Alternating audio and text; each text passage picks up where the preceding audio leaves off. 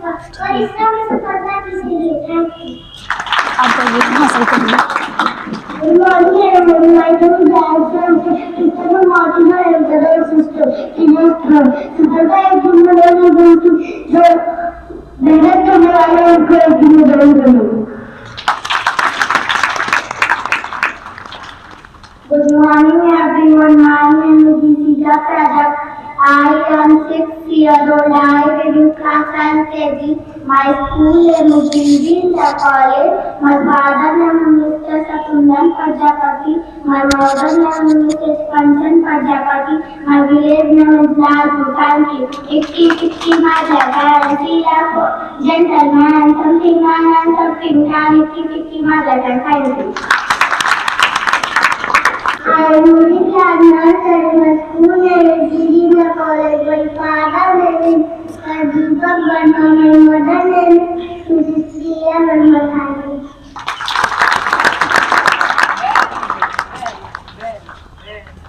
Good morning everyone. My name is Siddhi Singh. I am 7 years old. I live in class LKG. My school name is Inter College. My father is Mr. Venkata. My mother is Mrs. Priyanka Singh. My village name is Thank you. My gentleman student is modern something now, something can. Keep my bracket. Thank you.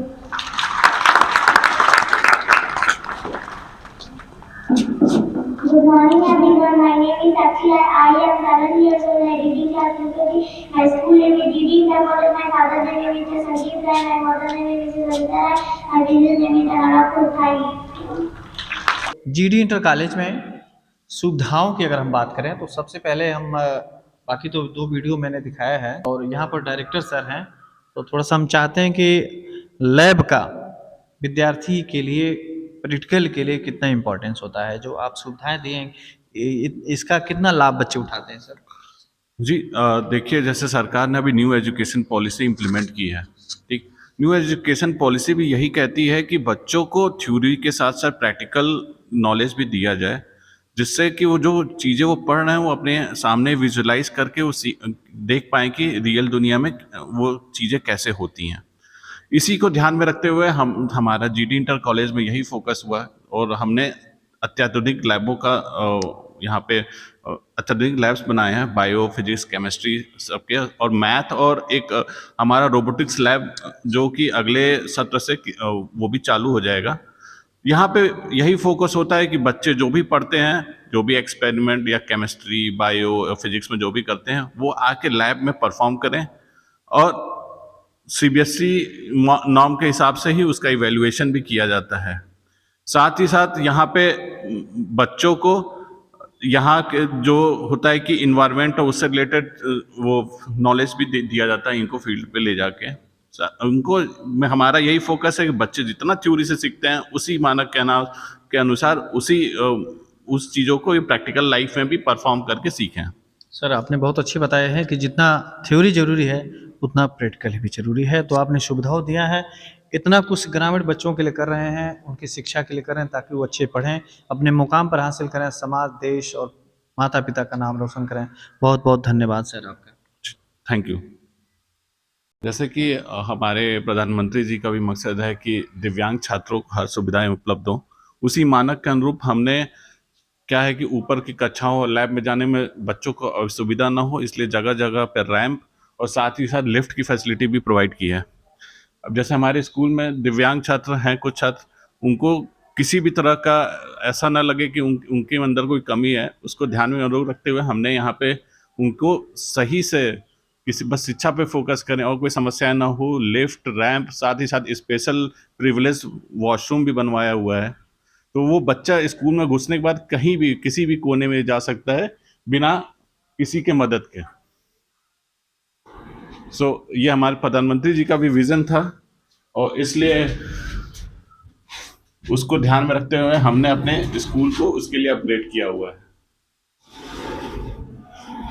जैसा कि आप देखेंगे कि यहाँ पे हर छोटी छोटी चीज़ों को ध्यान में रखा गया है, जैसे बच्चे को रैंप सुविधा दी गई है यहाँ पे कि बच्चे यहाँ पे अपनी व्हीलचेयर से आए तो आराम से रैंप से चढ़ सकें। साथ ही लिफ्ट तक जाने के लिए या किसी भी क्लासरूम में जाने के लिए एक फ्लैट सर्विस की ज़रूरत होती है, इसलिए रैंप पे फोकस हर जगह किया गया है। साथ ही साथ मैं आपको आगे भी दिखाना चाहूँगा कि यहाँ पे स्टेट ऑफ आर्ट फैसिलिटीज़ दी गई हैं बच्चों को, एक साफ़ सुथरा बाथरूम, और विकलांग छात्रों को ध्यान में रखते हुए कि उनकी व्हील चेयर वगैरह चली जाए, उस मानक के हिसाब से यहाँ पे भी वॉशरूम्स वगैरह का कंस्ट्रक्शन किया गया है। डायरेक्टर सर हैं जीडी इंटर कॉलेज। ये जीडी नाम का थोड़ा सा कौन है, किसके नाम पर विद्यालय है सर? तो ये बेसिकली हमारी दादी जी हैं, गंगा देवी इनका नाम है। वो हमेशा से वो मतलब कि बहुत ही मतलब जब पुराने ज़माने की भी हो के हमेशा शिक्षा के महत्व को समझती थी। उनका हमेशा ये सपना था कि हमारे गांव के बच्चे अच्छी शिक्षा ग्रहण करें और अच्छे आगे बढ़ें और अच्छे पदों पे जाएं। उस सोच को आगे बढ़ाने का जिम्मा हमारे बाबा जी और पिताजी ने उठाया, और फिर उनके नाम पे इस स्कूल को इस्टेब्लिश किया गया। और आप जानते होंगे हमारे बाबा श्री राम नरेश राय, जो कि बहुत ही बड़े समाजसेवी के रूप में इस पूरे क्षेत्र में जाने जाते हैं, उनके नाम पे इस स्कूल का नाम रखा गया है। और ये हमारे संस्थापक श्री राम नरेश राय जी हैं, जिनका हमेशा से ये था कि क्षेत्र के विकास पे, क्षेत्र के बच्चों का विकास हो, उनको अत्याधुनिक सुविधाएं मिलें। उसी को आगे बढ़ाते हुए हमने इस संस्था को और आगे बढ़ाया है। अब सीबीएसई बोर्ड और उस तरह की सुविधाएं जो बच्चे या फिर यहाँ के रूरल एरिया के लोअर मिडिल क्लास अफोर्ड नहीं कर पाते थे, उनको ये सुविधाएं देना हमारी प्रथम प्राथमिकता है।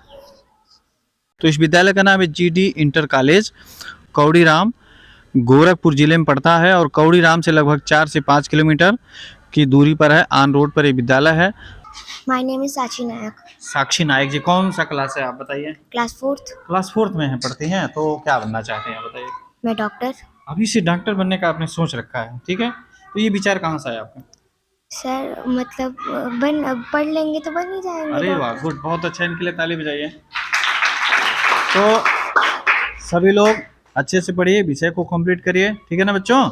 हाँ, बहुत अच्छा। कभी भी डरिए मत, पढ़ाई लिखाई से नहीं डरना चाहिए। आपका नाम क्या है?